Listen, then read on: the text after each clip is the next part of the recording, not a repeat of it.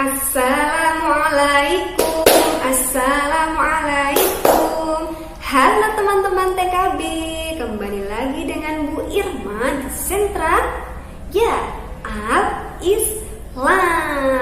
Teman-teman, kegiatan Sentra Al-Islam hari ini ada dua ya. Yang pertama, teman-teman boleh mendengarkan kisah Nabi Muhammad SAW ketika diasuh pamannya.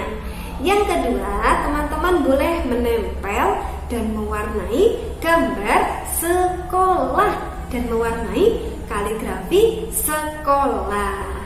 Sebelum kita mulai, kita baca doa sebelum belajar. Bismillahirrahmanirrahim.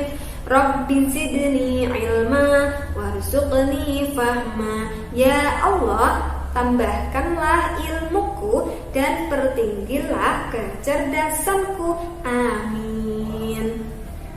Barakallah teman-teman. Kita mulai dari kegiatan yang pertama. Teman-teman boleh menyimak ya kisah Nabi Muhammad SAW.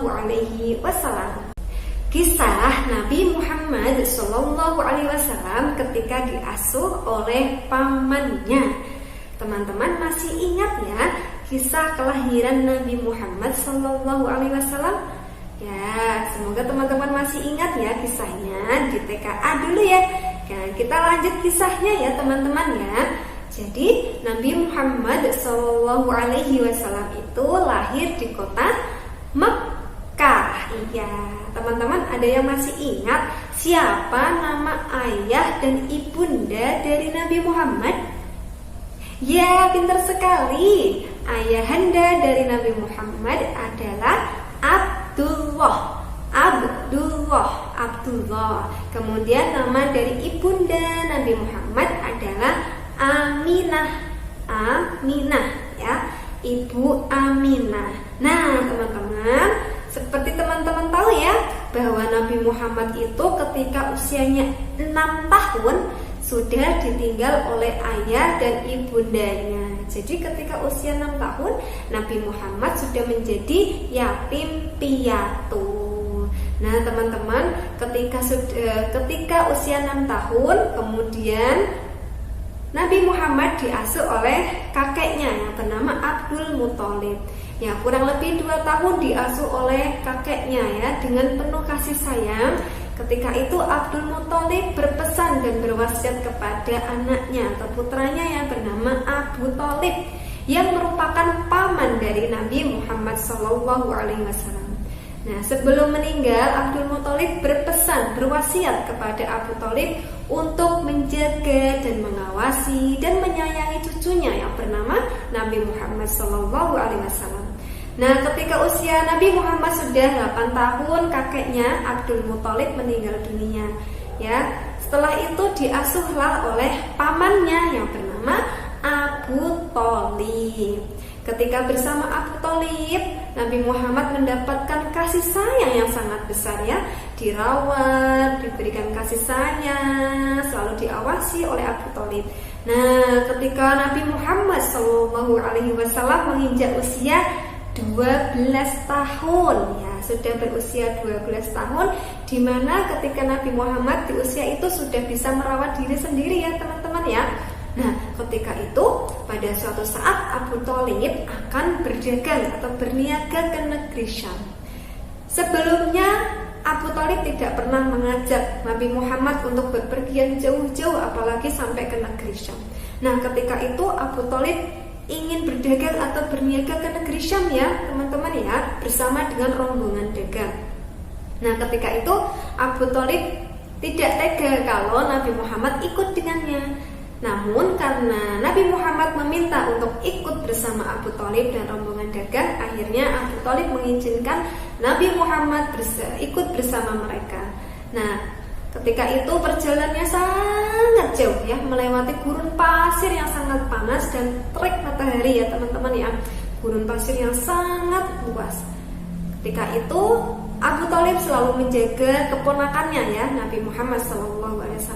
Nah, ketika sesampainya di kota Basrah ya, di bagian selatan negeri Syam, Abu Thalib dan rombongannya bertemu dengan seorang pendeta Nasrani yang bernama Bakhira. Nah, ketika itu pendeta tersebut melihat wajah Nabi Muhammad SAW dan menatapnya. Kemudian Bakhira pun menyampaikan, berpesan dan berwasiat kepada Abu Thalib, paman Nabi. Abu Thalib, kamu harus benar-benar menjaga anak ini. Anak ini bukanlah anak yang biasa. Suatu saat dia akan menjadi penutup para nabi dan rasul Tuhan. Sehingga kamu harus benar-benar menjaga dan mengawasi anak ini. Karena suatu saat kaumnya akan memusuhinya dan bangsanya pun akan memusuhinya.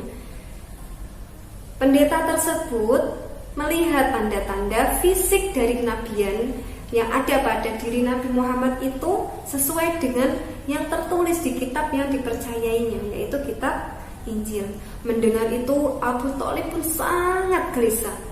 Dia pun menjadi terburu-buru ketika berdagang. Dan kemudian setelah perdagangan selesai, Abu Thalib mengajak Nabi Muhammad dan rombongannya kembali ke Mekah. Nah, menurut riwayat dari perdagangan Abu Thalib ini, keuntungan yang didapatkannya tidak begitu besar ya teman-teman, karena terburu-buru. Kembali lagi tadi Abu Thalib itu gelisah sehingga perdagangan yang dilakukan itu cepet-cepetan ya teman-teman, terburu-buru, sehingga keuntungan yang dihasilkan pun sangat sedikit. Walaupun perdagangan Abu Thalib dan rombongannya tidak mendapat keuntungan, mereka sangat ikhlas dan sangat bersyukur kepada Allah atas rezeki yang mereka terima.